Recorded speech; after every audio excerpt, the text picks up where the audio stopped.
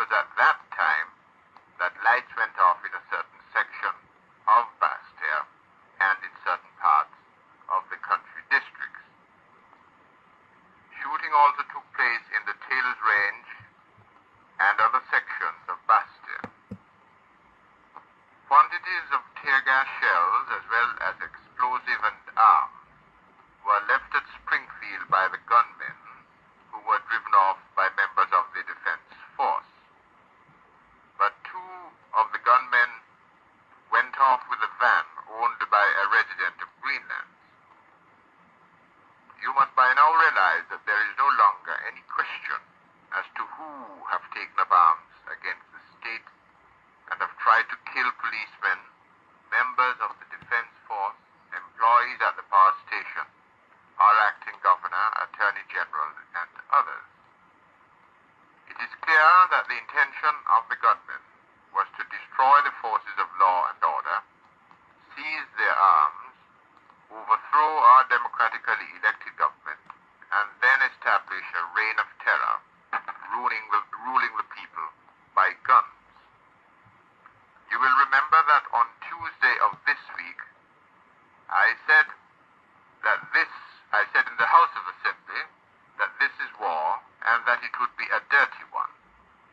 You will agree that what happened this morning is more than dirty. This is night time again, and we must brace ourselves for even greater violence because we are dealing with a desperate enemy. I therefore ask all honest and decent citizens to remain calm.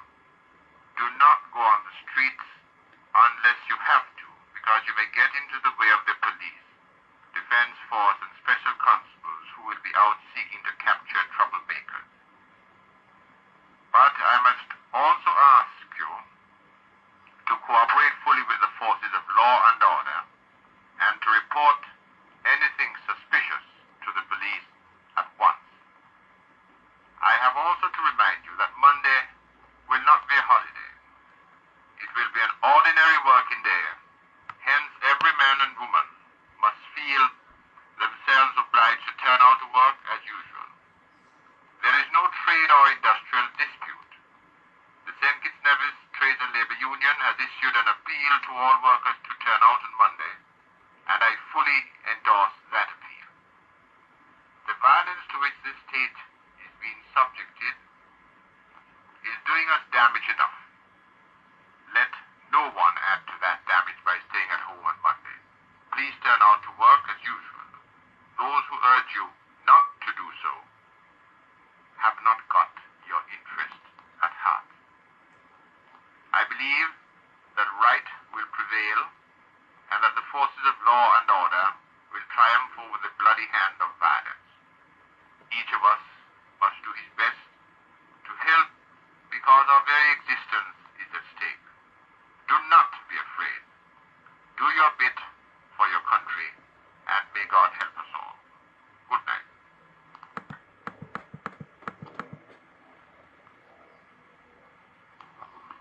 Good afternoon. Every day, fresh evidence comes to light about Saturday's dastardly attempt by gunmen, their associates and friends, to overthrow the government by force.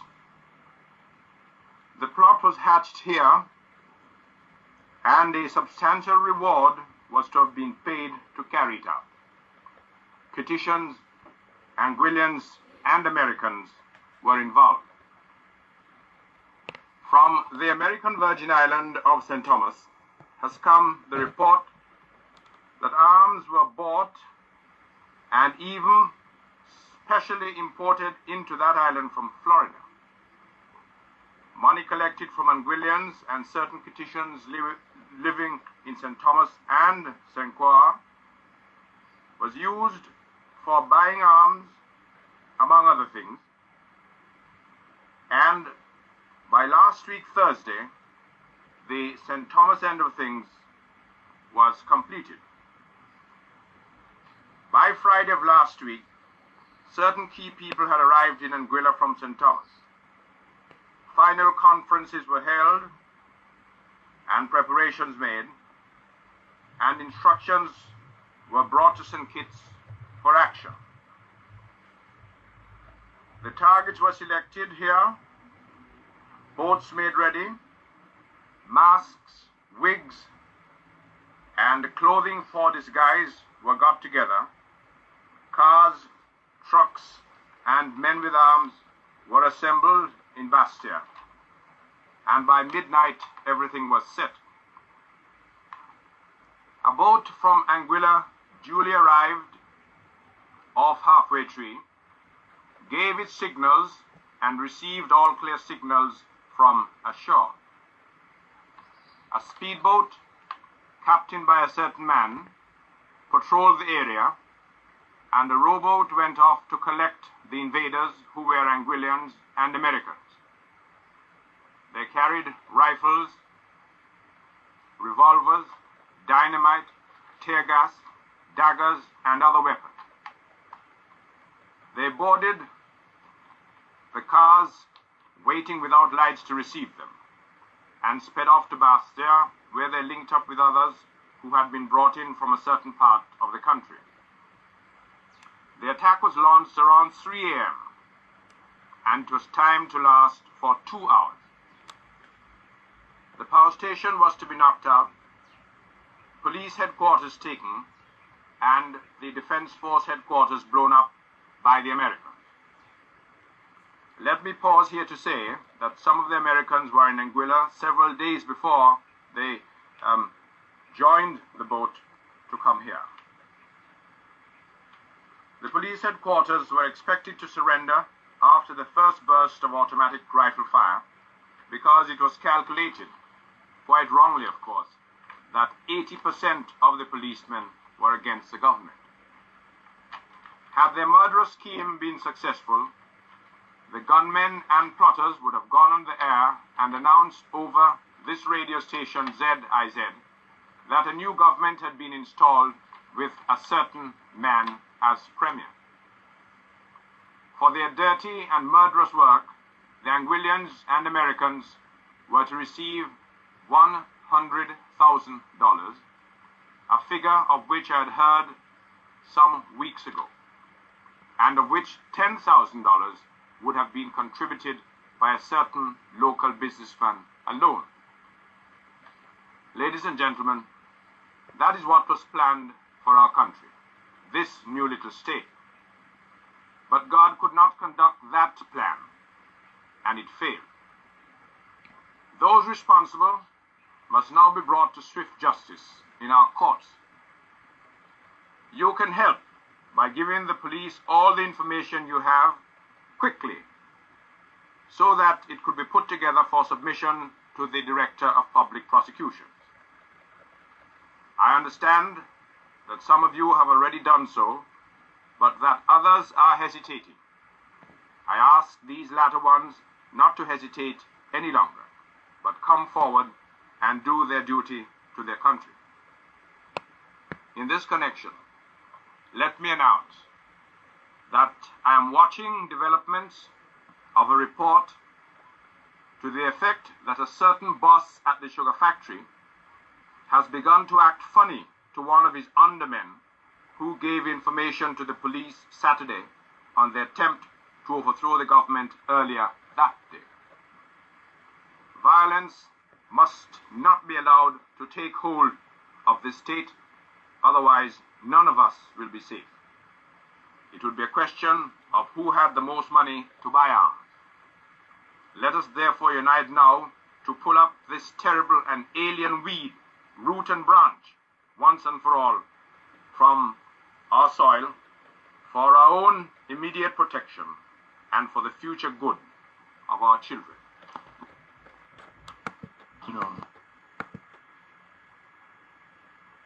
Good afternoon. I wish once again to speak to the... Good evening.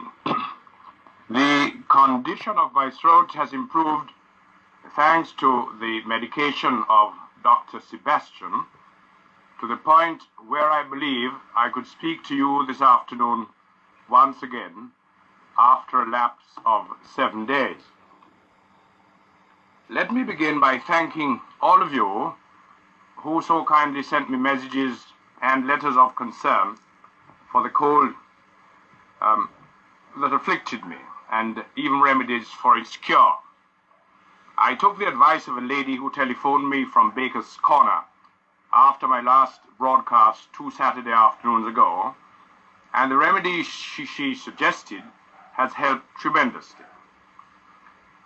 I also thank you for your prayers, without which I could hardly have withstood the strain of violence so well. Some of you will recall that one of the detainees had declared in a vicious public meeting that the intention was to bring me down, he and one of his fellows being on my 2 shoulders. Your support has held me up, and your prayers to Almighty God have certainly sustained me. I have not been brought down. I therefore remain Premier of this state. I have also to welcome home our Governor, Sir Fred Phillips. His Excellency was called to New York City around the 1st of this month to be at the bedside of one of his sons who had become seriously ill after a flight from Antigua en route to take up a course of studies in India.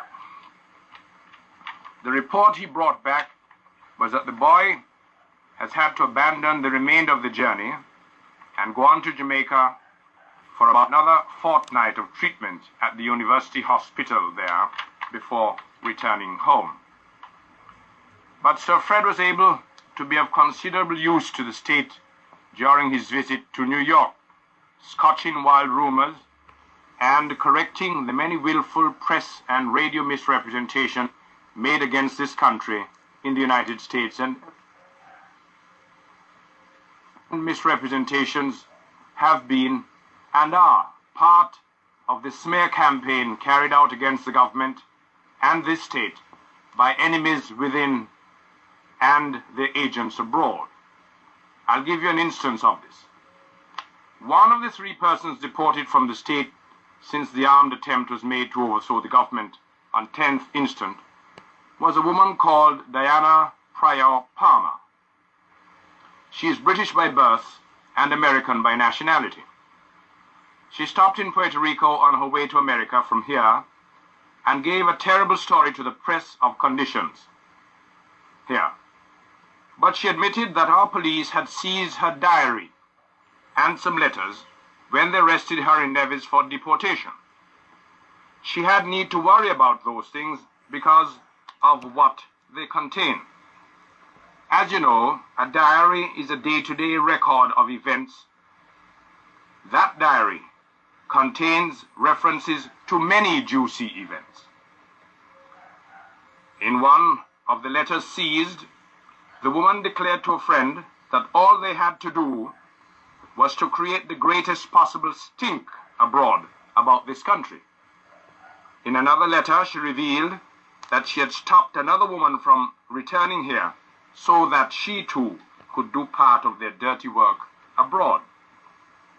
Read the Barbados Advocate newspaper and the Daily News of Barbados, and you're bound to wonder whether there's another place called St. Kitts in the West Indies. And you know, of course, what the Democrat has been doing against this country for years. I merely draw your attention to those things and condemn them.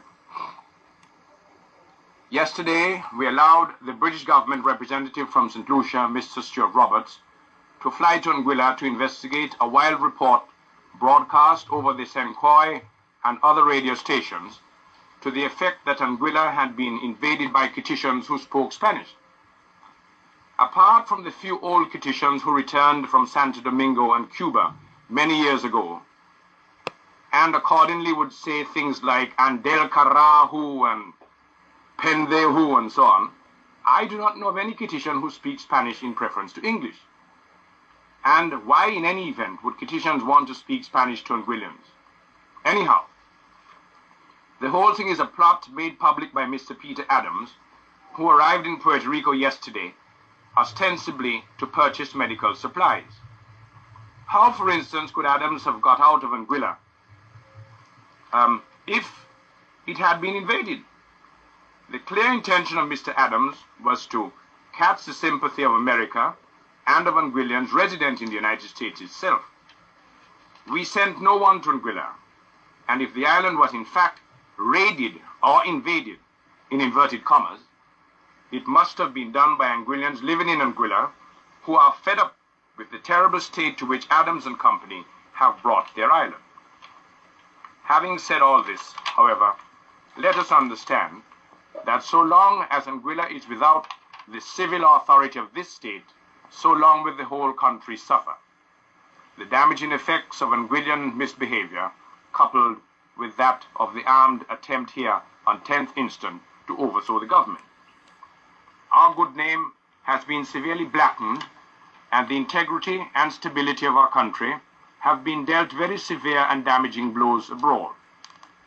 All of us who have friends and relatives abroad can spend a few cents of postage each week to send them the truth about what has happened in our country. With respect to St. Kitts, we can tell them that for over a year now, men have gone about preaching violence, that for several months, men have publicly urged and encouraged disrespect for the laws of this country, that a murderous gun attack was made upon the life of our senior Crown Counsel, apparently because he did his duty in a particular matter before the courts, that over a long period, arms were systematically smuggled into the country, culminating in an armed attack against our police and defense force headquarters, power station, and other places in an effort to overthrow the lawfully elected government of the state. With respect to Anguilla, you can tell them that late in January or early February of this year, a man declared at a public meeting held at Pelmel Square here in Bastia that the Premier was lucky to have got out of Anguilla alive a week or so before for the vast quantity of arms he had been shown in the east end of Anguilla. You can tell them that the Premier had gone to Anguilla accompanied by Mr. Bryant to explain to Anguillians at public meetings what local government is all about, it having been offered to Nevis and Anguilla by the government. And you can tell them that a minority of Anguillians used their illegally imported arms to terrorize the whole island by breaking up a statehood queen show in February, shooting up private homes and hotel, police headquarters, and the customs house at the forest in Anguilla, and destroyed over 200 years of the history, as Mr. Peter Adams put it, by burning down Government House. Tell them also that one of that minority of armed Anguillians even threatened the British Cabinet Minister Bottomley when he visited the island on Sunday, 26 February 1967, and tell them that that said armed minority of Anguillians, some of whom are known to be communists, not only shot the warden out of Anguilla on the night of May 27, 1967, but ejected the police at gunpoint 3 days later and took the whole police arsenal. And what is more, that some of those very Anguillians are here in the Bastia prison awaiting trial for their part in the armed attempt to overthrow the government. You must also tell your friends and relatives abroad that Nevis has come out best of the three islands of our state, that there have been no incidents there, that none are expected, and that they are working local government on a nominated basis and preparing to operate it on the elected basis as from later this year. What is more, that they are preparing to have the Leeward Islands cricket tournament played there in August. Finally, say to the people abroad that it is out of all that trouble that the present state of emergency has come, necessitating the detention of some people, the arrest of others, and the deportation of 3. That things are quiet in St. Kitts now, but that we are watchful, and that this week, Wednesday, habeas corpus proceedings will be heard by the judge with respect to some of the detainees. And lastly, write that despite the trouble and the shooting, government are still pursuing every avenue for bringing development to the country, and hope that the ship of state will soon sail into calmer waters.